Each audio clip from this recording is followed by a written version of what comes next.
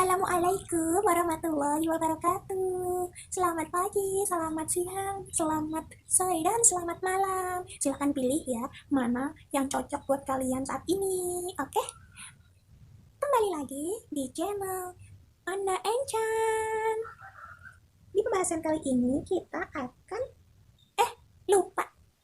Kembali lagi bersama saya, si pembawa acara yang paling kece ini, Panda Enchan. Bersama saya si Panda. Maaf ya, agak ngeblank. Nah, di pembahasan kali ini kita akan membahas tentang gangguan komunikasi sosial. Apa ya itu gangguan komunikasi sosial? Yuk langsung tanya ke Encan aja.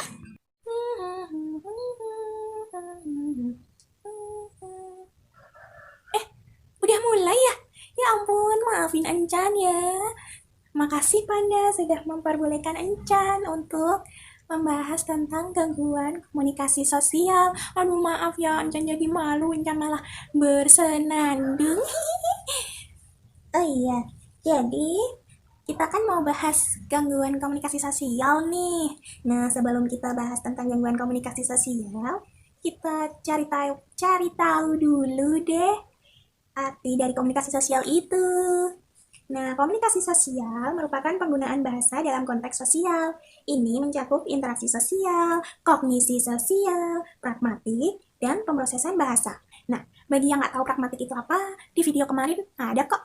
Cek aja ya video pembahasan yang kemarin.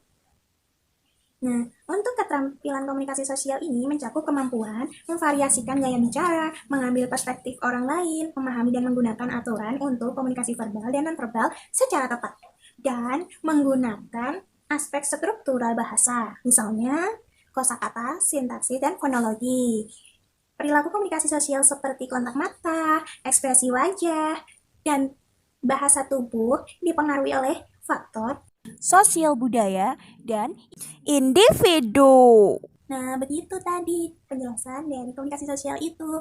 Nah, untuk pengertian gangguan komunikasi sosial, ini ditandai oleh kesulitan dengan penggunaan bahasa verbal dan nonverbal untuk tujuan sosial. Kesulitan utamanya dalam interaksi sosial, kognisi sosial, dan pragmatik. Defisit spesifik terbukti dalam kemampuan individu untuk kesulitan dalam berkomunikasi untuk tujuan sosial dengan cara yang sesuai untuk konteks sosial tertentu. Kesulitan mengubah komunikasi agar sesuai dengan konteks atau kebutuhan pendengar. Kesulitan mengikuti aturan dalam percakapan dan bercerita. Kesulitan memahami bahasa dan kesulitan memahami apa yang tidak secara eksplisit dinyatakan. Gangguan komunikasi sosial dapat mengakibatkan masalah yang luas, termasuk kesulitan berpartisipasi dalam pengaturan sosial, mengembangkan hubungan teman sebaya, mencapai keberhasilan akademis, dan melakukan pekerjaan dengan sukses. Gangguan komunikasi sosial mungkin merupakan diagnosis yang berbeda atau dapat terjadi bersamaan dengan kondisi lain seperti kecacatan intelektual, gangguan perkembangan, gangguan bahasa lisan, gangguan bahasa tulis, ADHD, TBI atau cedera otak traumatis pada anak maupun dewasa. Dan untuk yang dewasa ini ada afasia, ada demensia, dan kerusakan hemisfer kanan. Dalam kasus gangguan spektrum autis atau ASD, masalah komunikasi sosial adalah fitur yang menentukan bersama dengan pola perilaku berulang yang terbatas. Oleh karena itu, gangguan komunikasi sosial tidak dapat didiagnosis bersamaan dengan Autism. Patokan komunikasi sosial.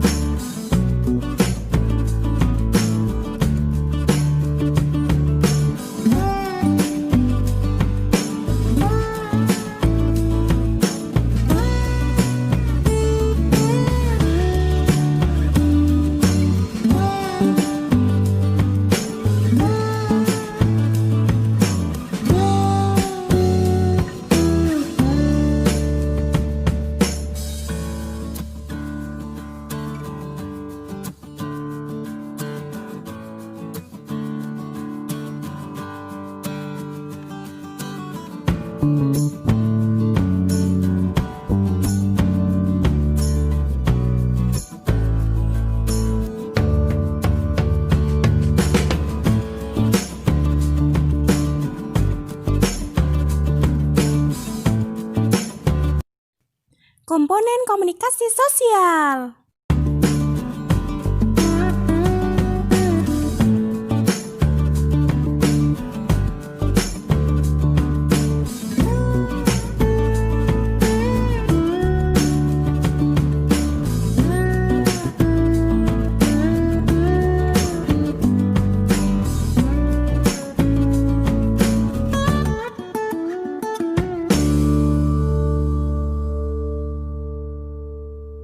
Gejalanya apa sih gangguan komunikasi sosial ini? Nah, tanda dan gejalanya itu apa ya? Jadi, perilaku spesifik yang dipengaruhi oleh gangguan komunikasi sosial tergantung pada usia individu, tahap perkembangan yang diharapkan, dan konteks komunikasi. Beberapa contoh perilaku yang dipengaruhi oleh gangguan komunikasi sosial antara lain: 1. Kesulitan menggunakan salam yang sesuai. 2. Kesulitan mengubah bahasa dan gaya komunikasi berdasarkan pengaturan atau pasangan. 3. Kesulitan memperbaiki gangguan komunikasi. 4. Kesulitan menggunakan sinyal verbal, misalnya prosodik, dan nonverbal, misalnya gestur, yang tepat untuk mengatur interaksi. Jadi, dia kesulitan dalam menggunakan sinyal verbal dan nonverbal yang tepat untuk interaksi dengan orang lain. Berapa tadi ya? Aku lupa. 5. Kesulitan menafsirkan sinyal verbal dan nonverbal orang lain selama interaksi. 6. Kesulitan memahami informasi yang tidak secara eksplisit dinyatakan atau disimpulkan. Dan 7. Kesulitan menjalin dan menjaga persahabatan. Nah, kesulitan dengan komunikasi sosial verbal dan nonverbal yang dipengaruhi oleh kecacatan intelektual, gangguan bahasa tertentu, gangguan spektrum autis, atau diagnosis lainnya. Kesulitan memperoleh dan menggunakan bahasa lisan dan tulisan. Individu dapat menunjukkan kesulitan mengikuti aturan untuk percakapan dan bercerita, atau mungkin tidak mengerti bahasa non-literal, atau bahasa yang ambigu atau kiasan gitu. Respon yang tidak pantas dalam percakapan. Nah, dia tuh kalau diajak ngobrol, responnya kok nggak nyambung gitu loh. Terus individu mungkin mengalami kesulitan memodifikasi komunikasi sesuai dengan perubahan audiens atau konteks. Tantangan komunikasi sosial seseorang memiliki dampak negatif pada hubungan, prestasi akademik, dan atau kinerja pekerjaan. Untuk penyebabnya sendiri, belum diketahui. Ini sering didefinisikan dalam hal kondisi spesifik yang terkait dengan gangguan komunikasi sosial ini, seperti kecacatan intelektual, gangguan bahasa lisan, gangguan bahasa tulis, terus cedera otak traumatik itu tadi untuk dewasa maupun anak-anak, ada afasia dan demensia. Itu juga ya kawan-kawanku semua. Kunci dari masalah ini adalah apa ya kuncinya? Kuncinya di mana? Kuncinya di mana? Kuncinya di mana? Kunci utamanya yaitu di orang tuanya. Jadi, kunci utama lancarnya komunikasi anak itu dimulai dari keaktifan orang tua dalam mengajak anak berkomunikasi. Lingkungan yang mendukung anak untuk berkomunikasi itu juga mendukung loh, jadi kunci. Kunci selanjutnya, ajari anak untuk bersosialisasi dengan orang-orang yang baru di lingkungan sekitar kalian. Diajak berteman juga ya anaknya, melibatkan orang lain dalam kegiatan anak itu. Terus, kunci selanjutnya, melibatkan anak dengan kegiatan yang bertemu dengan orang banyak. Dan jangan lupa untuk tetap berkomunikasi dengan si anak. Dan ajarkan anak untuk bisa mengenal orang-orang di sekitarnya. Kunci selanjutnya, pertahankan percakapan dengan anak ya, Mam. Jadi, tetap jaga komunikasi. Itu kunci utamanya. Kunci selanjutnya, menggunakan sarana komunikasi verbal dan nonverbal, termasuk gerakan alami, gerakan ya spontanitas gitu, ucapan, gambar, dan kata-kata tertulis. Terus biasain juga memulai komunikasi spontan.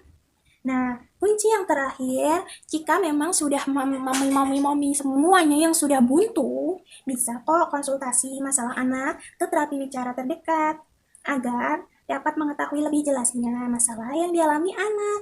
Dan jika memang benar anak Anda mengalami gangguan komunikasi sosial, maka terapis bicara akan memberikan beberapa program terapi dan terapi untuk anak Anda. Dan itu juga bisa Anda praktekkan di rumah untuk kemajuan perkembangan anak Anda. Karena semuanya itu dimulai dari orang tuanya. Jadi butuh kerjasama yang baik. antara terapis dan orang tua. Mungkin itu yang dapat saya sampaikan. Ada kurangnya, saya mohon maaf yang sebesar-besarnya. Dan untuk referensi yang saya gunakan ada di kolom deskripsi ya. Jika memang berkenan, boleh kok untuk mempelajarinya. Jadi begitu ya, terima kasih sudah mengikuti penjelasan yang saya berikan. Maaf jika ada kata yang kurang pantas atau ada kesalahan, karena Kencan masih belajar. Waktu dan tempat saya kembalikan ke Panda. Silakan Panda. Begitulah video pembahasan tentang gangguan komunikasi sosial kali ini. Maaf jika ada kesalahan ya. Oh ya, sebelum Panda akhiri video ini, jangan lupa klik like, klik subscribe, dan bunyikan tombol loncengnya agar kalian tidak ketinggalan video-video selanjutnya. Nah, terus share ke seluruh media sosial kalian juga ya, biar semua orang tuh tahu dan ilmu kalian tuh nggak berhenti di kamu aja ya. Makasih semua, dan jika ada pertanyaan boleh kok langsung ditulis di kolom komentar. Nanti akan dibahas pada video berikutnya. Kami juga butuh kritik dan saran dari kalian. Jadi kalau ada kritik saran langsung tulis di kolom komentar ya. Oke, dadah. Assalamualaikum warahmatullahi wabarakatuh. Sampai ketemu lagi di video berikutnya. Dadah.